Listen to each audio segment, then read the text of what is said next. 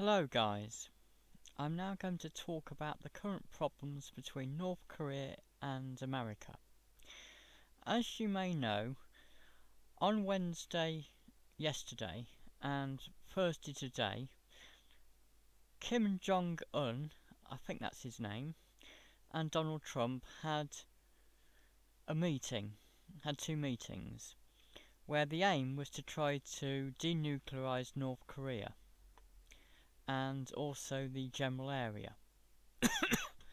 Sadly, those talks have broken down, and I understand that Donald Trump just walked out or something like that. I forget what actually happened. It's sad but not entirely surprising.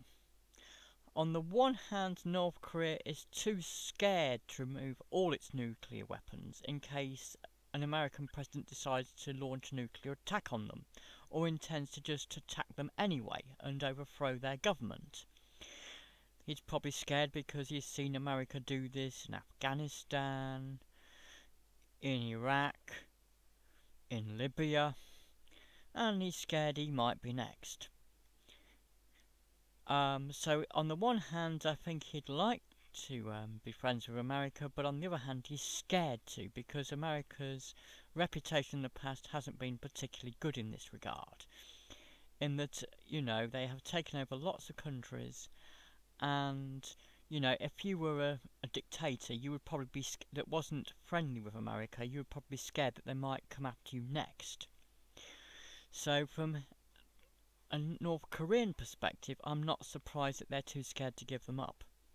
From an American perspective, I also think that perhaps Donald Trump was scared of looking too soft on North Korea, especially as in the next year or two there could be another, presidential election, I believe. So on the one hand, Donald Trump's scared of looking soft on North Korea, and on the other hand, the North Koreans are scared that if they do as America say, then America can say suckers, and not even provide them with the economic benefits that they thought they might get from America. It will also be interesting because maybe the South Korean president is going to bypass the sanctions that have been imposed on North Korea by America and find some way of actually having their own agreement with North Korea and then ignoring America. Particularly as I personally believe that the South Korean president is a North Korean spy in real terms. I think because his parents were born in North Korea, I think he's extremely sympathetic to North Korea, and I think he genuinely wants the North Koreans to have a better life because some of his family live there, even though he's probably never seen them.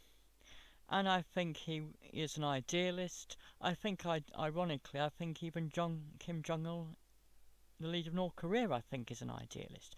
But I think Donald Trump is just scared of looking too soft, because there will be presidential elections coming up in, I believe, a couple of years' time. And in the meantime, he doesn't want to appear to be too soft, particularly as he wants to do tough trade deals with China, and maybe one day he may even try to end the sanctions in Iran and try and do a trade deal with Iran. So I think he wants to be seen as this tough negotiator, and that's why I think he turned it down, because he was worried about looking too soft. That's my view. Sadly, it's gone back to stalemate, which is a shame. I think that if anyone can do anything with this, it will be the South Korean president, who may break ranks and side with North Korea, because as I said, I believe deep down he's a North Korean spy. That's my honest opinion. Not fact, but just a personal opinion. Anyway, that's it for my talk on North Korea and Donald Trump. Perhaps there will be a third summit, but what I do also feel as well is that there is a misunderstanding maybe.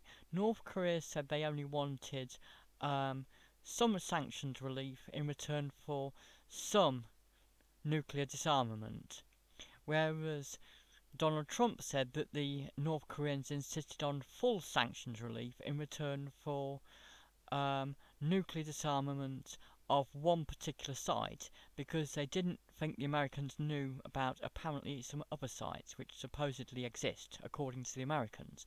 This is, as I said, entirely based upon Western newspaper propaganda. So from the BBC, CNN, others. So we do not know the North Korean side. We've not heard it from the North Korean side because I cannot understand North Korean state, television, nor can I even access it. So we're only getting the Western perspective on this. But anyway, that's my summary of what I think's going on with North Korea and America. I also think it's because Donald Trump, being a businessman, probably feels that he doesn't need North Korea for anything. He just needs them to not launch any bombs. There's probably nothing North Korea makes that America's interested in. America probably also thinks that North Koreans are far too poor to sell anything to because they couldn't afford anything America produces anyway. So unless you've got an idealistic peaceman or woman in charge, then they're going to look at this from a business perspective and think North Korea's got nothing to offer anyway, so why bother about them? That's what I think's happened. Okay, thanks for watching, guys. Bye.